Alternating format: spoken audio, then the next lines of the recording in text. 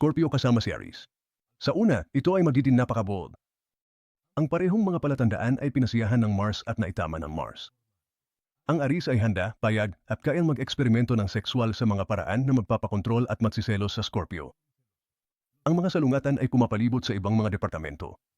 Pareho nilang gustong kontrolin pagdating sa paggawa ng mga desisyon. Dahil pinamumunuan ng Mars ang paghahangad, ang kanilang mga kalooban ay magkasalungat. Ang dalawang ito ay nangangailangan ng ilang pagsasayos. Ito ay isang tintense na aspeto. Sa teknikal na paraan, naninibabaw ang Aries at namamahala ang Scorpio. Gayunpaman, ang dalawang pagkilos na iyon ay halos magkapareho. Ang kawalan ng kumpiyansa ng Scorpio at likas na pananahimik ay nakakabigo sa Aries. Si Aries ay mahilig manligaw, makihalubilo at mag-explore. Nakakagalit ito kay Scorpio. Ang makeup sex ay maaaring maging napakasabog. Isa lang bang malungkot na kanta ang love story mo?